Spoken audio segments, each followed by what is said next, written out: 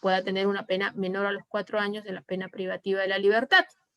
Pero aquí hay algo muy puntual, y un tanto ya voy dejando, porque este es algo, si nosotros partimos como defensa de que no se cumple el primer presupuesto, obviamente también aquí tendríamos que estar debatiendo la inexistencia de este segundo presupuesto. Antes de llegar a la segunda estación del receso, no sé si hasta aquí tienen alguna pregunta antes de pasar al último de los componentes, que es el tema de los peligrosismos procesales, peligro de fuga y peligro de obstrucción, que veríamos en el tercer bloque. Martín, no sé si es que hay alguna pregunta, o de ser el caso, siendo ya las 8, pasamos al segundo receso. Bien, señores abogados, ¿alguna inquietud? ¿Algún comentario de repente? Aprovechar que la doctora puede absolver las interrogantes.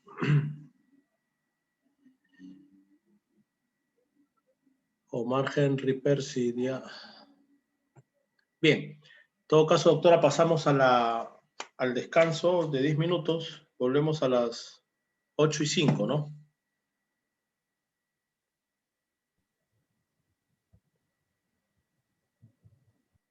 Retornamos 8:05.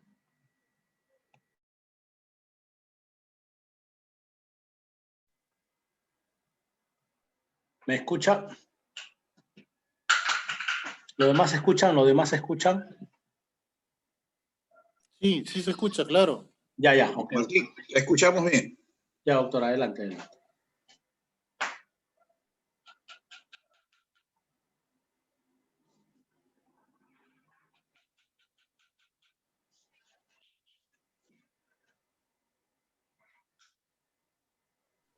Martín, no escuchamos a la doctora.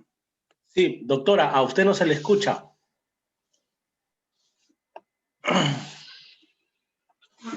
Eso está con el micrófono prendido, pero...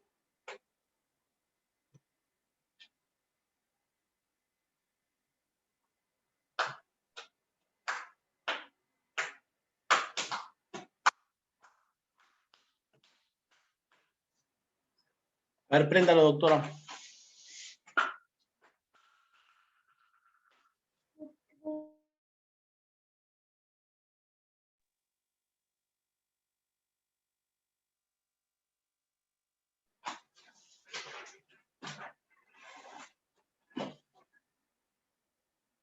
Bien, bueno, no sé qué pasó, pero acá estamos de nuevo. A ver, avancemos. Les decía que el tiempo siempre queda corto, por más que estemos ya por finalizar la tercera hora. Este es un tema tan amplio que sin duda nos vale como para un diplomado completo o un semestre completo, pero tratemos de enfocarnos.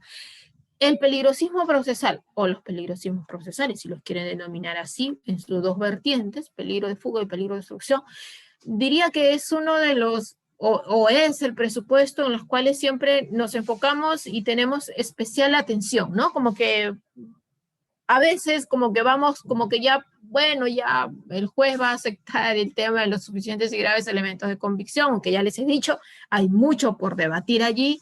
El tema de la pena probable, más o menos a veces uno trata de ver, bueno, no es tanto esto, es esto, porque... Pero este punto, el tema del peligro procesal, el peligrosismo procesal, o el de fuga o de obstrucción, sí, es uno latente, es uno importante, donde se concentra especial atención dentro de todo este esquema de ver si es que procede en declararse fundado o no este requisito, el requerimiento de prisión preventiva. Dicho eso, obviamente hay que tener en consideración ciertos aspectos básicos que nos van a permitir poder enfocarnos o desarrollarnos mejor en una audiencia de prisión preventiva, porque siempre y se incurre en los mismos errores: presunciones, inferencias y conjeturas. Ya en la casación 626-2013 Moquegua, que es la que define el esquema de una audiencia, la secuencia de una audiencia, ya establecido, yo creo que eso lo sabemos todos, que el elemento más importante cuando se discute y se puede decidir el tema de la prisión preventiva, sin duda alguna, es el relacionado al peligro procesal. Pero aquí hay algo muy concreto, que era lo que les estaba diciendo, y es que ya se ha establecido, no solamente por la Corte Suprema, digamos como que estamos siguiendo también los lineamientos del Tribunal Constitucional y estos ambos a su vez de los pronunciamientos que ha tenido la Corte Interamericana de Derechos Humanos y los que quizás muchos profesores ya han escrito sobre la materia, y es que el peligro procesal no se presume. Y no se presume porque evidentemente estamos en algo tan concreto y tan palpable como discutir el tema de la libertad de una persona, sino que esta debe realizarse la verificación en cada asunto fundado en circunstancias objetivas y ciertas del caso concreto.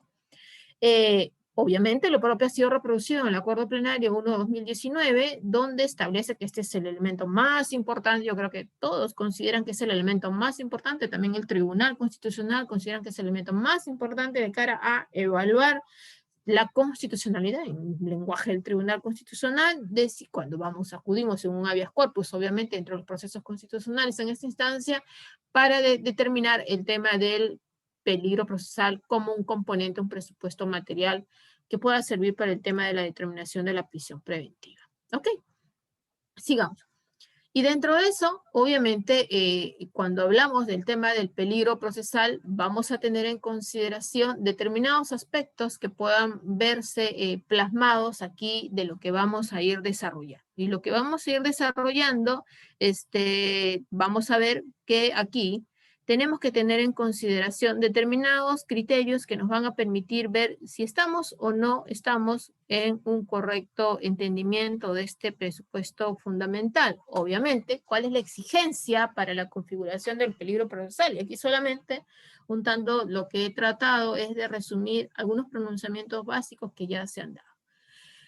Y va de la mano de este criterio que ya se establecía en el Acuerdo Plenario 1/2019, que lo establece claramente y en desarrollo, y también siguiendo lo de la Casación 626-2013 Moquegua, cuando habla de que el peligro procesal no se presume, sino que tiene que ser concreto. Y vean ustedes, incluso en esta sentencia de habeas corpus ya ha dicho que es concreto, no es abstracto. En el Acuerdo Plenario 1/2019 incluso le dice que el juez tiene que apreciar y declarar la existencia de este peligro a partir de los datos de la causa, que la probabilidad de estos peligros debe ser alta, evitando presunciones y con mayor razón meras conjeturas. Y yo hago énfasis en esto porque lamentablemente muchos de los requerimientos, no todos, obviamente, no todos, hay que ser sinceros, se basan en muchas conjeturas, muchas inferencias, muchas presunciones de que es algo que, en verdad, lo que se requiere es algo concreto, ¿no? Incluso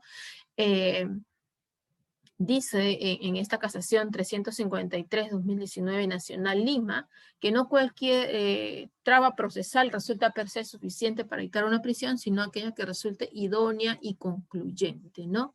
De hecho, la Corte Interamericana, dentro de este lineamiento, ha dicho que el peligro procesal no se presume, sino que debe realizarse la verificación del mismo en cada caso, fundado en circunstancias objetivas y ciertas del caso concreto. Claro, obviamente dentro de ese esquema que tiene que ver, en este caso, de estos pronunciamientos de la Corte Suprema o de la Corte Interamericana, lo siguiente es, ¿por qué se requiere el peligro procesal? ¿Por qué es necesario el peligro procesal de cara a imponer, en este caso, la prisión preventiva? Cuando estamos hablando de por qué requiero yo el peligro procesal, ¿no? Y en lo siguiente es esto, es que porque es el elemento más importante de la prisión preventiva de esta medida. De hecho, esto se dice también en la casación Moquegua, a la que anteriormente estábamos haciendo referencia, de manera que a mayor o a menor grado de peligro procesal, la medida cautelar, en este caso,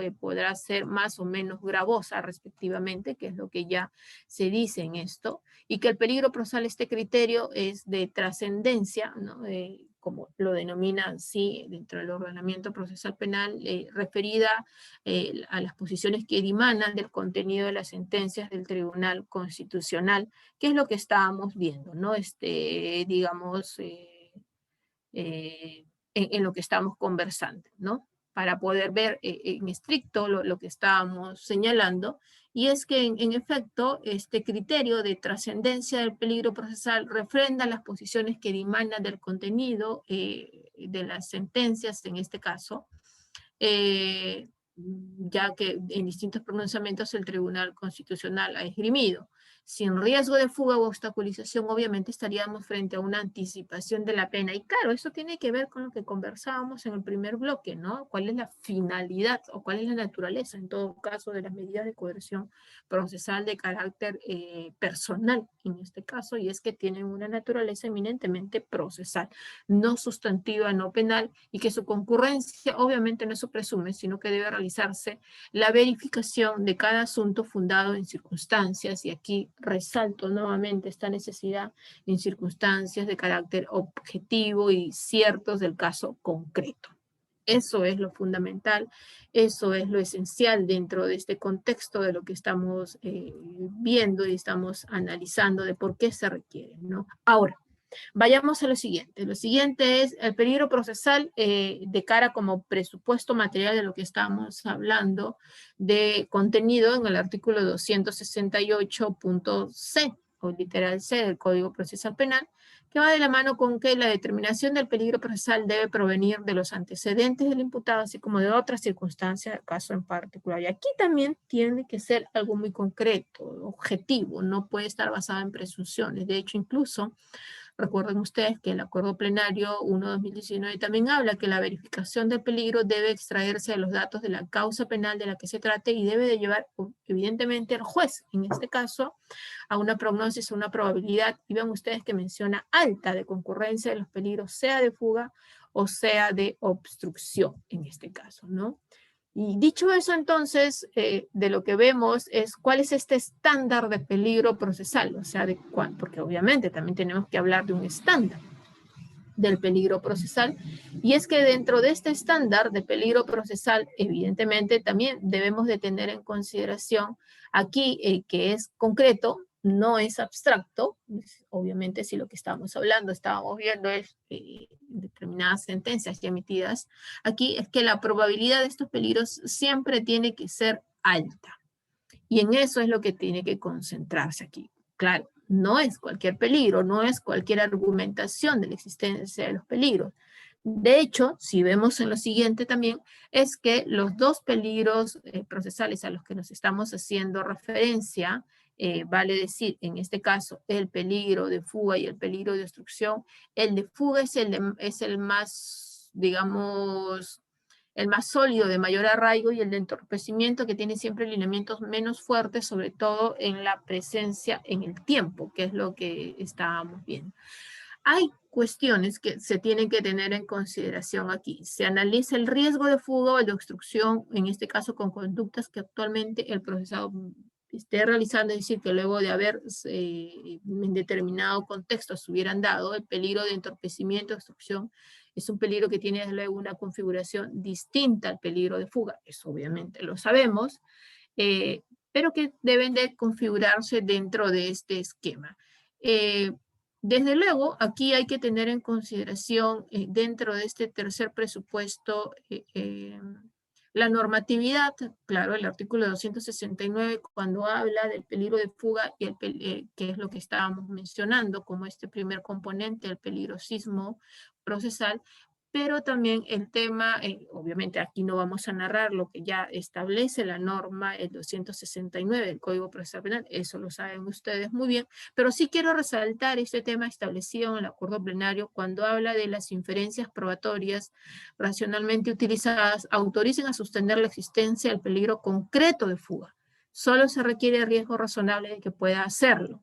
Incluso dice que en el pronóstico del peligro de fuga deben ponderarse todas las circunstancias a favor y en contra de la huida y evitarse meras presunciones. Vean ustedes que la Corte Suprema incide de sobremanera en establecer que tienen que evitarse este tema de las presunciones o meras inferencias. ¿Y ello por qué? Porque claro, dentro de este criterio, cuando habla del criterio abstracto mediante el cual la gravedad del delito y de la pena probable permite establecer razonablemente la mayor o menor tendencia del imputado a eludir el peligro de fuga, y el criterio concreto que supone valorar las circunstancias personales y sociales del imputado. Obviamente, hay que no tanto hacer una mirada del tema del criterio abstracto, por el cual, claro, si no, imagínense, si es que nos vamos a basar solamente en el tema de la gravedad del delito y la determinación de la pena probable, obviamente quizás en automático estaríamos hablando de una cuestión de imposición de prisión preventivas a ciegas, con lo cual, obviamente, más allá de saturar los establecimientos penitenciarios,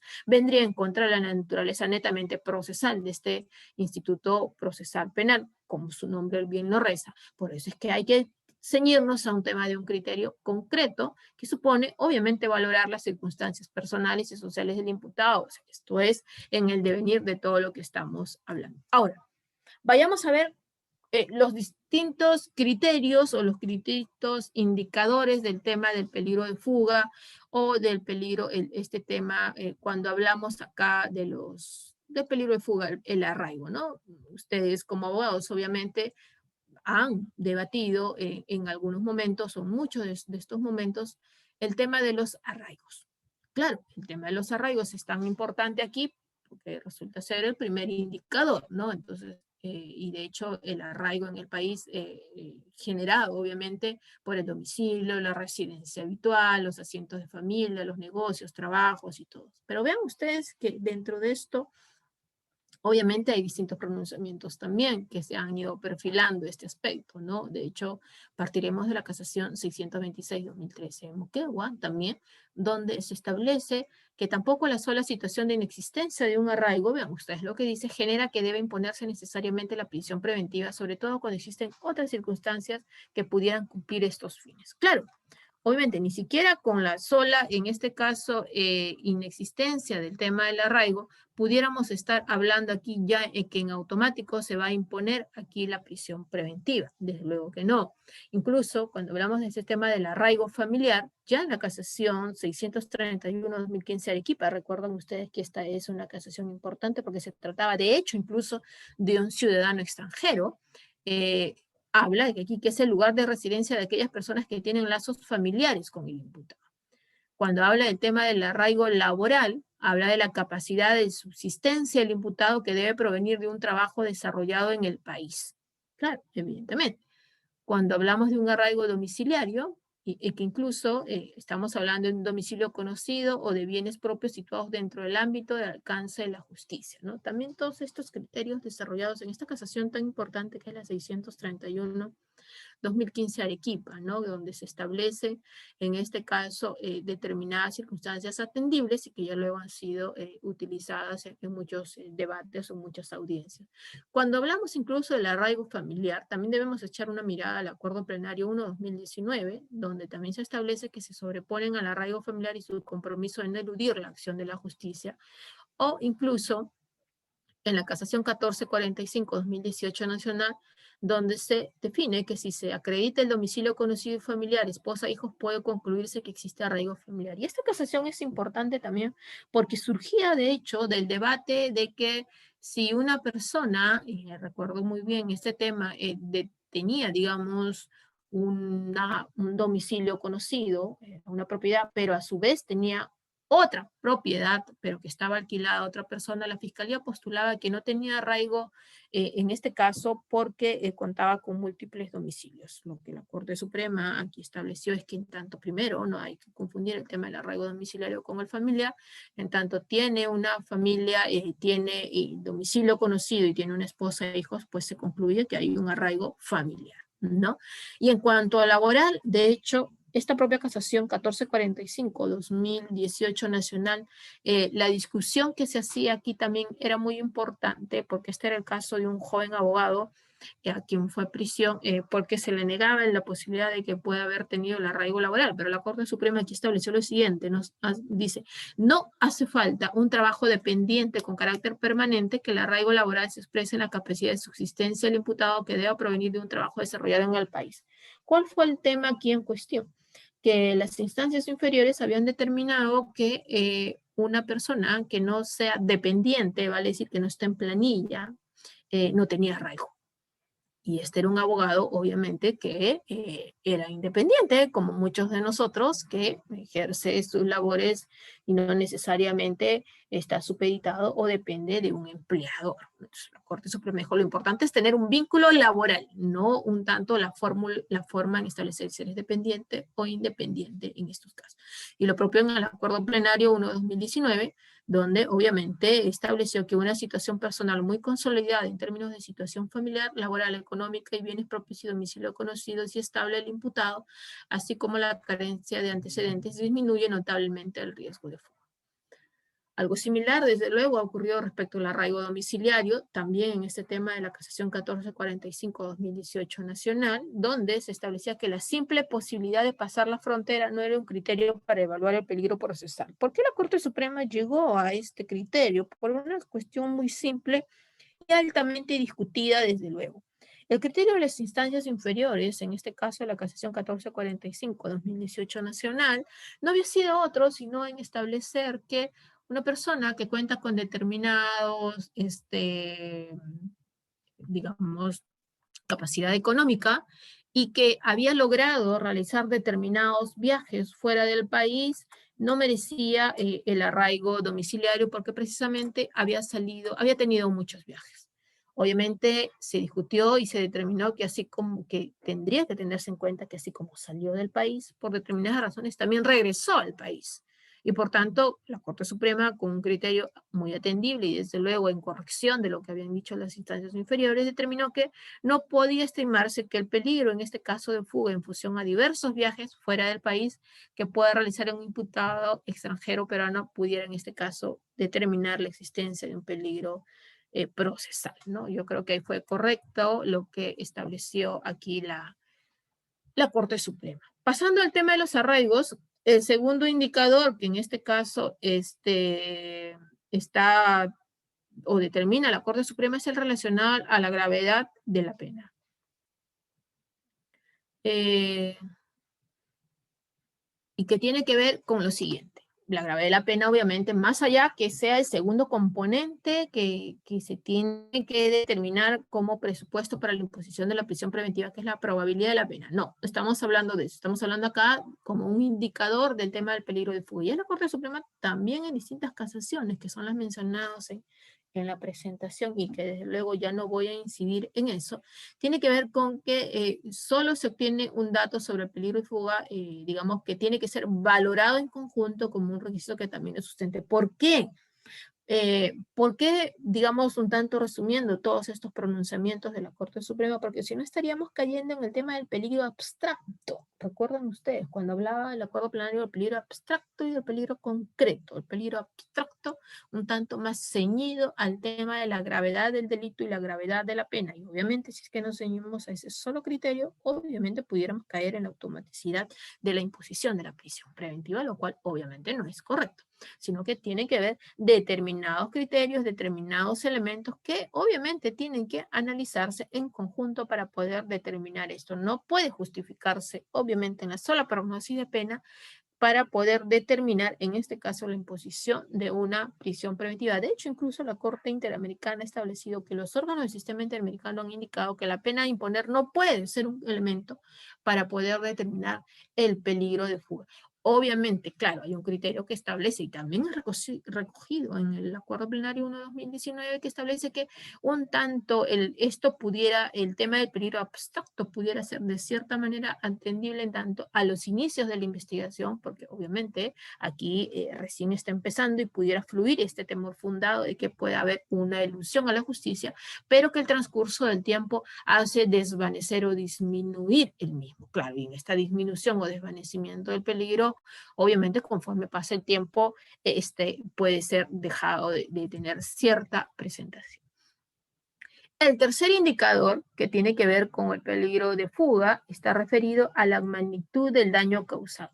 Y en verdad, yo siempre cuestiono este punto en las apelaciones, porque considero que este no es un punto netamente que tenga que ver con las medidas de coerción personal, sino que tiene más que ver con un tema de una índole o lineamiento de carácter civil o reparador, que es lo que establecen aquí, que la magnitud del daño causado y la ausencia de una actitud voluntaria del imputado para repararlo, entonces yo lo que un tanto estaba viendo es que este criterio se refiere a la no concurrencia de un supuesto de compensación positiva de culpabilidad, ¿no? Entonces, sí, obviamente ya incluso la casación Moquegua también ha desarrollado este punto y ha establecido que la actitud del imputado luego de cometido el delito es un aspecto que ayudará a acreditar su buena conducta en el proceso penal. Pero insisto, creo que este es un punto no propiamente de carácter procesal de cara a la imposición de medidas restrictivas de carácter personal, sino que tienen que ver más con un tema de carácter medidas cautelares reales. El cuarto indicador tiene que ver con el tema del comportamiento del imputado, ¿no? Durante el procedimiento o en otro procedimiento anterior, en la medida que indique su voluntad de someterse a la persecución penal. Y claro, aquí también hay pronunciamientos que han ido dándose secuencialmente dentro de este aspecto, pero claro, quizás si tenemos en cuenta el Acuerdo Plenario 1/2019, lo que se establece aquí es que se debe de valorar y concluir por parte del imputado una capacidad y actitud de influir en el hallazgo de integridad de los elementos de convicción sin que sea suficiente una mera posibilidad genérica y abstracta. Si algo ustedes van a encontrar en el Acuerdo Plenario 1/2019, luego siguiendo los pronunciamientos de la Corte Interamericana de Derechos Humanos, y que también obviamente son un pilar fundamental de cara a enfrentar una audiencia en un debate de prisión preventiva, de si se impone o no, es precisamente esto. Y vean ustedes que es un lenguaje que es utilizado en todos y en cada uno de los elementos que configuran como presupuestos materiales de la prisión preventiva, contenidos en el 268, pero de sobremanera cuando estamos hablando de los peligros procesales. ¿Cuál es? Que en este caso no basta una mera posibilidad genérica y abstracta. Recuerden ustedes que ya el Acuerdo Plenario, siguiendo incluso los pronunciamientos del Tribunal Constitucional, e insisto, la Corte Interamericana de Derechos Humanos, ha sido enfático en establecer que no bastan, ¿qué cosa? Meras conjeturas, meras inferencias, meras suposiciones, sino en actos concretos. Y sobre todo aquí, cuando estamos discutiendo y analizando el tema de la imposición del peligro de fuga. El quinto indicador, obviamente que también hay que tocarlo con mucha pinza, es el referido a la pertenencia a una organización criminal, ¿no? Es lo que establece la pertenencia del imputado a una organización criminal o su reintegración a las mismas. Ya incluso la casación Moquegua lo había desarrollado anteriormente con que no basta con indicar que existe una organización criminal. Y aquí en verdad hay que ser muy puntual.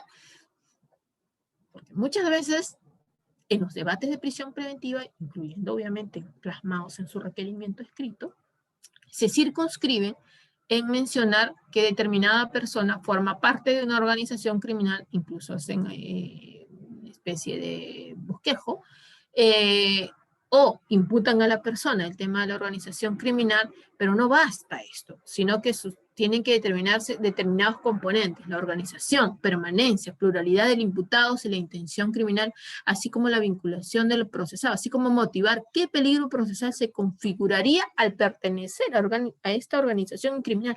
Y muchas veces son estos componentes que no son expuestos dentro, precisamente, del requerimiento y menos en la audiencia.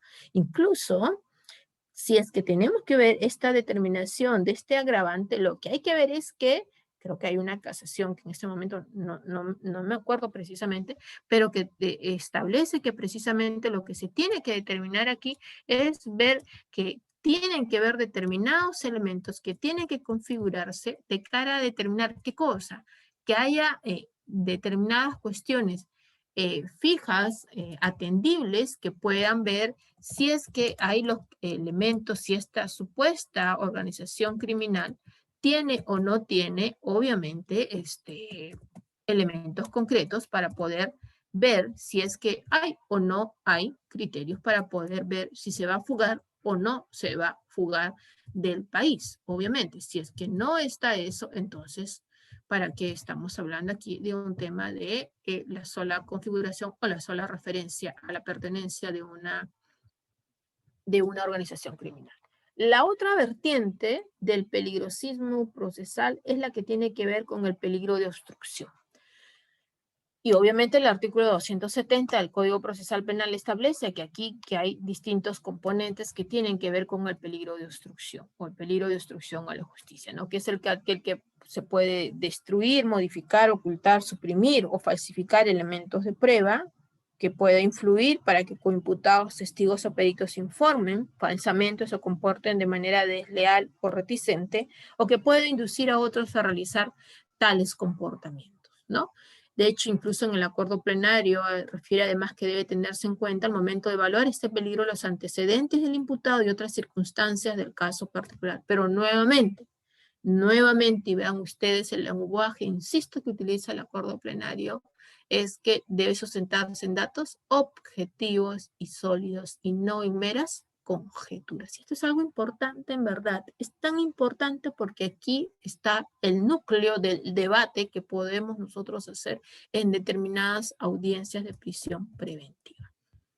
¿Qué se requiere para poder dar por satisfecho este tema del peligro de obstrucción? Pues bueno, en este caso ya el acuerdo plenario ha establecido, si nosotros vemos en el fundamento 49, si podemos dar a la subsiguiente presentación, que es la otra, que es que este tipo de peligro de obstrucción no debe ser aceptado automáticamente.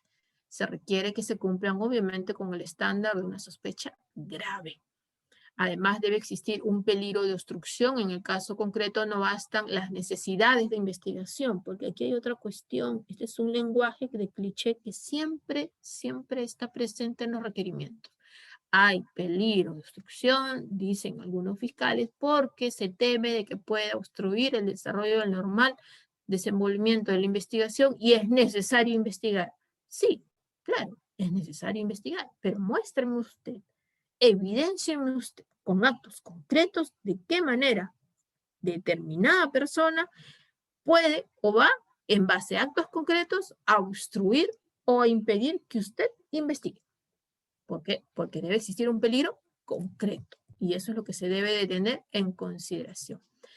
¿Qué se pretende evitar? ¿Qué es lo que dice el acuerdo plenario? ¿Por qué? Entonces aquí va el punto también que nosotros debemos de tener en consideración al momento de debatir. Que las fuentes de investigación o de prueba que son objeto de aseguramiento sean relevantes para el enjuiciamiento o objeto penal del proceso. Y que el peligro de la actividad de obstaculización realizada por el coimputado tercero sea concreto y fundado. Insisto, vean ustedes cómo el acuerdo plenario remarca este lenguaje, concreto y fundado. Esto guarda relación con la capacidad del imputado por sí o a través de terceros.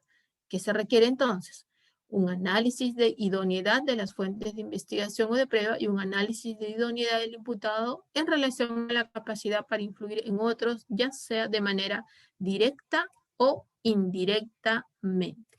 Ahora, vayamos a un punto central. ¿Qué no es un peligro de obstrucción según el acuerdo plenario 1-2019? No representa peligro de obstrucción mecanismos de derecho de defensa. Siempre nos dicen que interponen excepciones, recusaciones, quejan, apelaciones. No, los mecanismos de derecho de defensa no representan peligro de obstaculización, interposición de mecanismos de defensa, dice no descubrimiento de fuentes de investigación y el no descubrimiento de fuentes de prueba. Y obviamente los referidos a la presunción de inocencia, como son el derecho que tiene el imputado a ¿qué? A guardar silencio, obviamente, o implementar determinadas estrategias. En síntesis, se requieren, pues, obviamente, como saben, 3 presupuestos para declarar fundado el requerimiento de prisión preventiva. Los graves y fundados elementos de convicción, pena mayor a 4 años y el peligro procesal o peligro de obstrucción. Quiero terminar con este último punto, que es el principio de proporcionalidad, que era el que les había comentado, porque yo soy de la idea, y incluso no es una idea propia, obviamente, debo de confesarlo, no, para nada. Este es un aspecto que es desarrollado por la Corte Interamericana de Derechos Humanos, cuando habla de que incluso a pesar de haberse cumplido con los presupuestos establecidos, si la medida no es proporcional, entonces no debería de imponerse la prisión preventiva. Según este principio de la proporcionalidad, una medida restrictiva de un derecho fundamental debe cumplir con 3 exigencias: el juicio de idoneidad, el juicio de necesidad y el juicio de proporcionalidad en sentido estricto. Basta que uno se incumpla de alguna de esas exigencias para tenerla como una medida desproporcionada y por tanto inconstitucional. Hay que tener presente lo siguiente.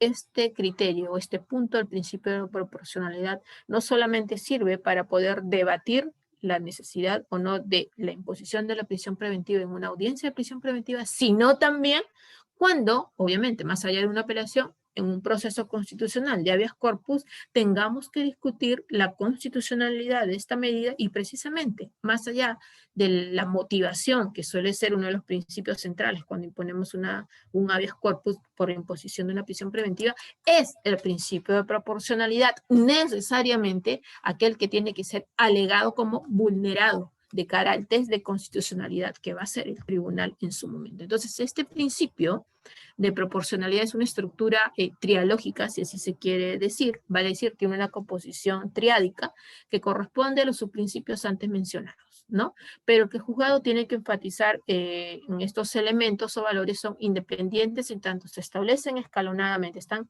digamos, conectados entre sí, son concurrentes y que si no resultan consonantes, la decisión, en este caso de prisión preventiva, va a resultar inconstitucional. Sin embargo, obviamente, los problemas se mantienen. O vemos que el primer problema en lo personal que yo veo es que, a pesar de ser un elemento central para la imposición de una prisión preventiva, es poco atendido. Yo no sé cuántas veces ustedes pueden haber discutido o debatido en una audiencia de prisión preventiva el principio de proporcionalidad. Y tiene que debatirse o exigirse su debate, definitivamente. Como dice el profesor Celis Mendoza, la concreción dialéctica considera por un lado el fin procesal de la prisión preventiva y por el otro la grave afectación a la libertad del imputado. Entonces son tres subprincipios. El primero, el subprincipio de idoneidad. ¿Qué dice el acuerdo plenario respecto a este subprincipio de idoneidad? Dice que la prisión preventiva será idónea si es que permite alcanzar el fin constitucionalmente legítimo y socialmente relevante, es decir, hay una relación medio-fin. Por eso es que en el primer bloque me detuve con mucho énfasis el tema de la finalidad y de la función del tema de la prisión preventiva. Ya el Tribunal Constitucional, diría yo, en distintos pronunciamientos ha señalado que este principio de idoneidad comporta en verdad, toda injerencia en los derechos fundamentales, o que toda injerencia en los derechos fundamentales, mejor dicho, tiene que resultar idónea para fomentar el objetivo constitucionalmente legítimo. Es decir, dice que exista una relación de medio a fin entre la medida limitativa que se va a imponer y el objeto constitucionalmente legítimo que se persigue, en este caso, alcanzar con él. Ahora, hay otro subprincipio, obviamente, que este subprincipio, que es el segundo, es el subprincipio de necesidad. ¿Qué dice el acuerdo plenario respecto a ese subprincipio de necesidad? La prisión preventiva será necesaria si en el caso concreto es indispensable, vean ustedes, para el fin de aseguramiento perseguido y siempre que, acaba la clave de todo, siempre que no exista otra medida menos gravosa, ejemplo la comparecencia con restricciones, que cuenten con la misma actitud o la misma eficacia para el aseguramiento del imputado al proceso. Estamos hablando obviamente aquí ya una relación de medio fin, si no estamos hablando cuando analizamos el principio o subprincipio de necesidad de una relación medio, ¿vale? Si es que hay o no aquí otra medida que pueda haber. De hecho, incluso en el caso Norin Catrimán versus Chile, la Corte Interamericana en 2014, establece de que aun cuando se haya determinado, dice, el extremo relativo a los elementos probatorios suficientes, que era lo que les estaba mencionando, que permitan suponer la participación de en el ilícito de determinada persona, la libertad o la privación de la libertad debe ser estricta necesaria para asegurar al acusado que el acusado no va a impedir, en este caso, los fines procesales. O como dice el profesor Celis Mendoza, ¿no? De lo que se trata es de comprobar aquí la posibilidad de utilizar las medidas alternativas menos gravosas, las que existen en el ordenamiento procesal, pero de la misma eficacia, por lo que este subprincipio constituye un filtro de contención. A mí me parece sumamente atinado lo que establece el profesor Celis. Y el tercer punto es el que tiene que ver con el subprincipio de proporcionalidad propiamente dicho. ¿Qué es lo que establece la Corte Suprema en el Acuerdo Plenario 1/2019? Lo que dice que es la prisión preventiva será estrictamente proporcional si no resulta exagerada o desmedida frente a las ventajas que se obtienen mediante la restricción y el cumplimiento de la finalidad de aseguramiento personal perseguida. En este caso, entonces, de lo que se trata aquí es que este subprincipio va a evaluar la magnitud del impacto que se causará del imputado con la prisión preventiva. Entonces, desde luego, aquí, y con esto yo termino, sí considero que este tiene que ser uno de los aspectos centrales en el debate que tenemos que tener en consideración al momento de definir si es que el requerimiento de prisión preventiva deba o no ser declarado fundado. Obviamente, ya luego de eso, el último elemento que se discute es el del plazo, que no lo vamos a tratar aquí por no solamente cuestiones de tiempo, sino que por sobremanera ya es una cuestión de determinar la razonabilidad o no de este componente. Pero lo cierto es que vean ustedes, debatir el requerimiento de prisión preventiva, entonces no se circunscribe únicamente a una lectura literal de los componentes de los presupuestos materiales establecidos en el 268 del Código Procesal Penal. Como ven, el debate va mucho más allá de esto, de este criterio normativo. Si nos limitamos a eso, obviamente, nuestra participación no va a ser fructífera. Ya incluso, como les he mencionado, hay distintos aspectos que se deben debatir y que bueno, espero que en este caso con esta exposición un poco acelerada, insisto, es un tema muy amplio donde hay una serie de ejes temáticos a desarrollar, merecen bastante atención. Espero en verdad haber quizás disipado algunas dudas, quizás creado algunas otras, esto también es siempre bueno, pero lo importante es siempre mantenernos atentos a todos estos criterios que tienen que ver con las cuestiones procesales. Yo creo, insisto, y cierro con lo que les mencioné al inicio, del tratamiento que se haga de la libertad personal o de la regulación y aplicación que se haga a esta institución tan debatida como la prisión preventiva debe de venir mucho en el reflejo que se puede establecer del respeto o cumplimiento o no de los cánones establecidos de el debido proceso y el respeto al contenido esencial de determinados derechos fundamentales. Dicho eso, en verdad les agradezco mucho por haberme soportado por 3 horas en esta tarde de un domingo. No es muy fácil atender a una clase en este tiempo, pero insisto, si es que tienen alguna duda, yo encantada, y si no, a través de la coordinación, cualquier mención que se haya hecho en esta exposición, encantada de poder luego por correo haberles permitido en todo caso o facilitarles si es que necesitan algo de lo que hemos expuesto el día de hoy. Muchísimas gracias. Martín, no sé si hay algo más, si no... Bien, doctora, gracias por su brillante exposición de estas 3 horas que se han hecho muy cortas, muy rápidas. No sé, señores abogados, ¿alguna inquietud final? Aprovechar la presencia y la recargada agenda de la doctora Juliana. Hemos coordinado con ella con bastante anticipación para poder contar con ella en esta noche. ¿Nos puede algún comentario o pregunta, señores abogados? Martín, César, tu micrófono. Sí, gracias Martín. Solamente quiero agradecer a la doctora Juliana Rosa por su intervención realmente espectacular y me ha incitado a que yo como abogado profundice más sobre el tema de la prisión preventiva. Realmente la felicito por su exposición, ha sido realmente muy fructífera y nos ha mantenido muy atentos durante estas 3 horas, realmente que ha sido intensa, pero muy fructífera. Muchísimas gracias, doctora. Gracias a ti, César. Gracias, César. Gracias por su participación. Igual a Enrique Uribe, Omar, Percy Reyes, Henry Ramos, si tienen alguna intervención o pregunta.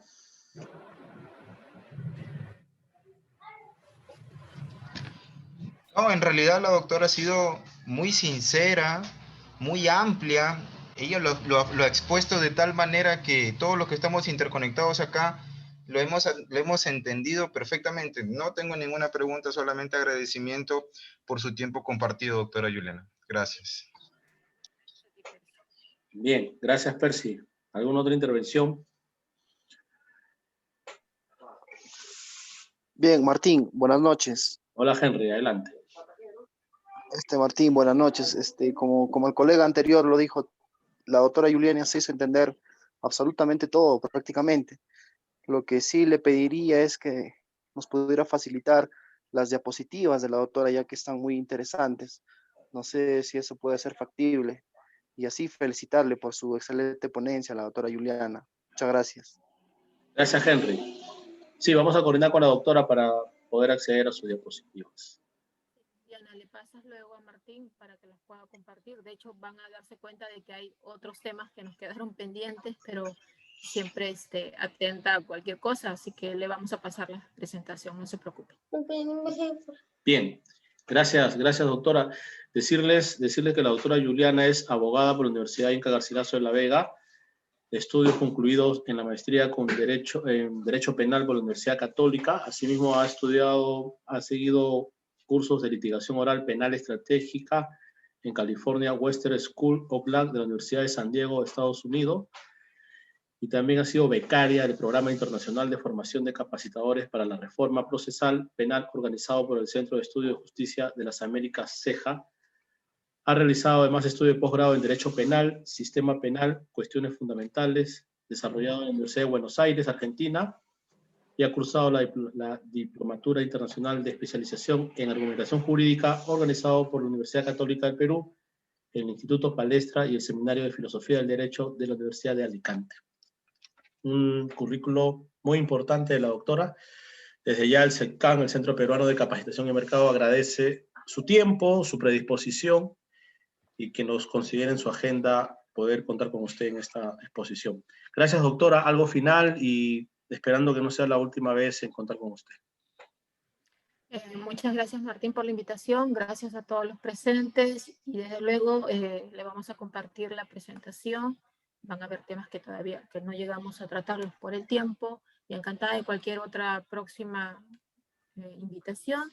Si tienen alguna duda, alguna referencia que hayamos hecho mención, desde luego nos las hacen llegar y encantadas de compartirlo. Doctora Juliana, muchísimas gracias y para nosotros es un gusto que usted sea de la región Ica, usted es de Chincha. Somos prácticamente cuasi paisanos. Paisanos ahí, saludos a todos, en verdad encantada. Ya no puedo ir a Chincha de hace, bueno, espero que pronto pase todo esto y que podamos volver por allá. Gracias, doctora. Un abrazo, cuídese. Un abrazo, hasta luego. Muy Gracias amable. a todos. Un abrazo. Hasta luego.